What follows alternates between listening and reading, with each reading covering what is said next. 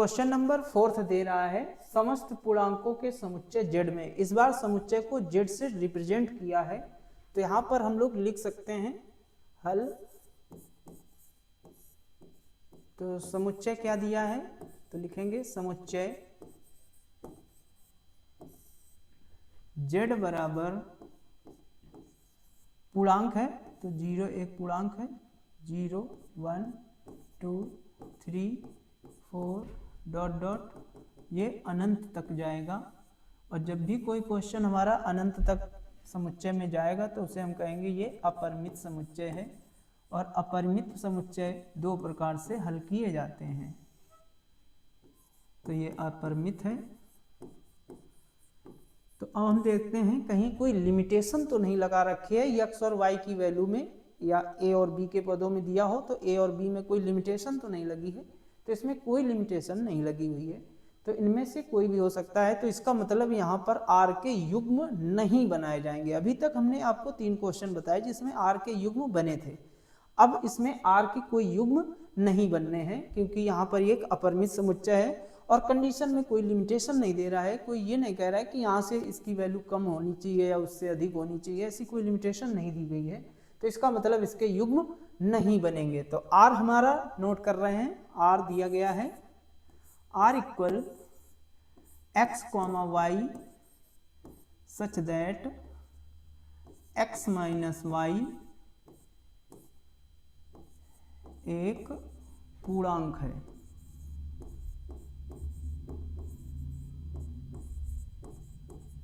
अब देखिए ये क्वेश्चन हमको दे रखा है, तो स्वतुल्य संबंध चेक करने के लिए आपको तरीका बताएंगे। तो नंबर फर्स्ट देखिए, स्वतुल्य संबंध। अब स्वतुल्य संबंध में जब भी ऐसा कुछ क्वेश्चन दिया जाए तो हमने आपको बताया है कि स्वतुल्य संबंध सदैव समुच्चय से स्टार्ट किए जाते हैं। तो समुच्चय में हम लोग देखते हैं क्या क्या दिया गया है, उन्हीं सब के लिए हम लोग जांच करेंगे। तो सबसे पहला हमने लिया, पहले हम 0 लेंगे, इसी को देख के हमें यहाँ पे रखना है।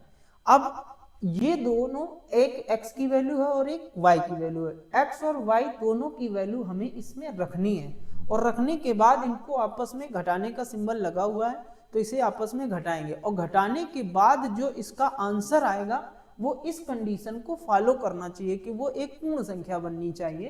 तो इसमें 0 माइनस 0 करेंगे तो आंसर आएगा 0, और जो कि हमारा एक पूर्ण संख्या होती है 0, तो इस कंडीशन को ये फॉलो करेगा। तो इसको हम कह सकते हैं बिलोंग्स टू R। ये जो 0 है वो कहाँ से बिलोंग कर रहा है, ये समुच्चय Z से बिलोंग कर रहा है, क्योंकि यहाँ पर समुच्चय को Z से रिप्रेजेंट किया गया है। तो यहाँ पे Z ही लिखेंगे हम लोग। अगर A देता है समुच्चय तो A लिखना है, Z देगा तो Z, और भी कुछ दे सकता है, यन दे तो यन रखना है। अब अगले के लिए हम लोग भी चेक कर सकते हैं, और तो 1 के लिए चेक कर रहे हैं, 1 को देखकर ही हमें दूसरा रखना है, क्योंकि स्वतुल्य है, स्वतुल्य मतलब स्वयं का स्वयं के साथ में। तो क्या ये बिलोंग करेगा R में, तो ये हमें इसमें रखकर चेक करना होता है, इसमें रखकर चेक करना है, ठीक है। तो इसमें रखकर अगर आप चेक करते हैं 1 और 1, 1 माइनस 1 0 आए, जो कि एक पूर्ण संख्या है, तो ये बिलोंग करेगा। तो 1 बिलोंग्स टू Z। तो यहाँ पर जो 1 है वो 1 हम इसमें रखेंगे, घटाने पर 0 आएगा, 0 एक पूर्ण संख्या है, यानी हमारी ये घटना जो है इसके सेटिस्फाइड में है। इसका मतलब है ये स्वतुल्य संबंध है। आप किसी के लिए भी चेक करेंगे, क्योंकि माइनस लगा है, 2 माइनस 2 करेंगे तब भी 0 आएगा, 3 के लिए चेक करेंगे, 4 के लिए चेक करेंगे, सब में 0 आएगा। इसका मतलब स्वतुल्य संबंध ये हर एक कंडीशन में बनता चला जाएगा। तो यहीं से इसको आप स्टॉप कर सकते हैं। तो लिखेंगे दैट इज R कॉमा समुच्चय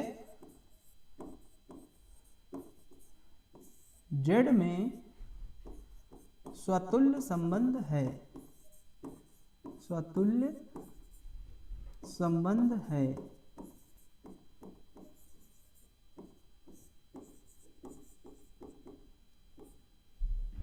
अब यहाँ पर हम लोग कंडीशन ऐसी भी लगा सकते हैं, जैसे इस टाइप का क्वेश्चन दिया जाता है तो हम लोग एक बार x के स्थान पर y और एक बार y के स्थान पर x भी पुट कर सकते हैं। तो यहाँ पर कंडीशन हम लोग इसकी बना सकते हैं, x के स्थान पर y रखेंगे या y के स्थान पर सपोज दैट हमने x रखा, तो x, x ये बिलोंग कर रहा है R में, और या y x के स्थान पर y रखोगे तो y, y बिलोंग करेगा R में।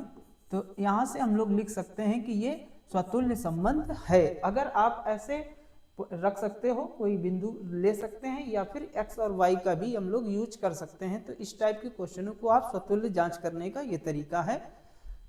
अब हम लोग चेक करते हैं कि ये सममित संबंध है अथवा नहीं है। तो भी है, तो सममित संबंध देखिए, सममित संबंध, सममित संबंध में हम लोग देख रहे हैं x माइनस वाई एक पूर्णांक है,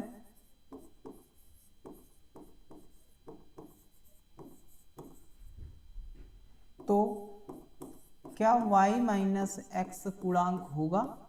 तो ये पूर्णांक है, इसको आप किसी अचर पद के बराबर में मान सकते हैं। तो हम कह सकते हैं कि x, y ये तो बिलोंग करता है ऑलरेडी R में, एम्प्लाई दैट क्या y, x बिलोंग कर रहा है R में, तो ये बिलोंग कर रहा है। इसका मतलब है x, y कहाँ से आ रहे हैं? वो समुच्चय Z से आ रहे हैं। तो लिखेंगे दैट इज R, समुच्चय Z में सममित संबंध है, सममित संबंध है।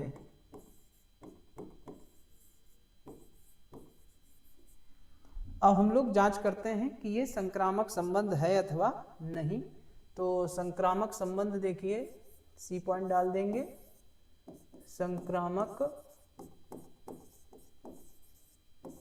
संबंध। अब संक्रामक संबंध जांच करने के लिए फिर वही काम करना है हमको। x माइनस वाई जैसा कंडीशन दे रहा है, एक पूर्णांक है, जैसा दे वैसे लिखना है, एक पूर्णांक है,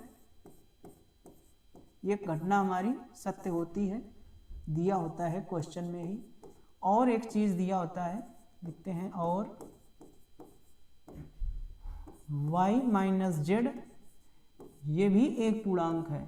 ये दो घटनाएं इसमें सत्य होती हैं, एक पूर्णांक है। अब अगले वाले को हमें चेक करना है, तो लिखेंगे तब क्या x माइनस जेड एक पूर्णांक है? तो x माइनस जेड भी एक पूर्णांक होगा, एक पूर्णांक है। तो ये देखिए, हम ये देख रहे हैं कि x में y को घटाने पर प्राप्त जो संख्या है वो एक पूर्णांक है। ऐसे ही y में हम लोग z को घटा रहे हैं तब भी हमें एक पूर्णांक आ रहा है। तो क्या x से z को घटाने पर पूर्णांक आएगा? तो आएगा। आप कोई भी पूर्णांक को यहाँ पर रखकर चेक कर सकते हैं। तो यहाँ पर x और y, z की कोई भी वैल्यू रखकर इनको आप रखेंगे और पूर्णांक निकालेंगे तो सारी घटनाएं हमारी सत्य निकलती हैं। तो यहाँ पर लिख देंगे x, y, फार्मूला नोट करना पड़ेगा यहाँ पर, x, y belongs to R, और यहाँ और चलेगा y, z भी बिलोंग कर रहा है, y, z belongs to R, imply that x, z भी हमारी कंडीशन फॉलो हो रही है, x, z belongs to R। और x, y, z कहाँ से आ रहे हैं? x, y, z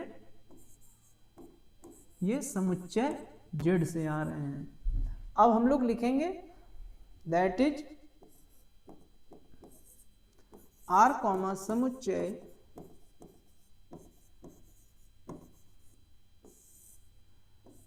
Z में संक्रामक संबंध है। तो इस क्वेश्चन में हमारे सारे संबंध निकल के आए हैं, तीनों संबंध सत्य हैं। अब ये ध्यान देना है कि इसमें अतः शब्द का यूज सिर्फ एक बार होता है, तो इसमें अतः लिखेंगे, अतः R, समुच्चय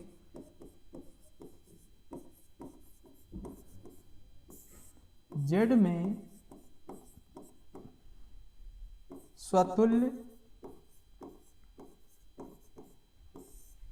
सममित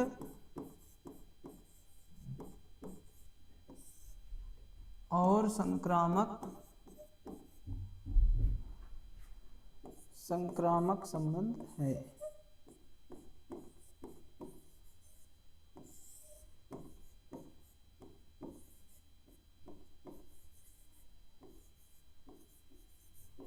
ये था क्वेश्चन नंबर 4।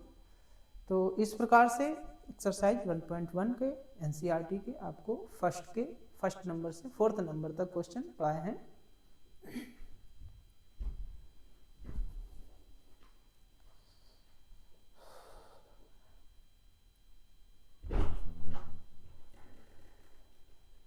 बंद करते, थक गया।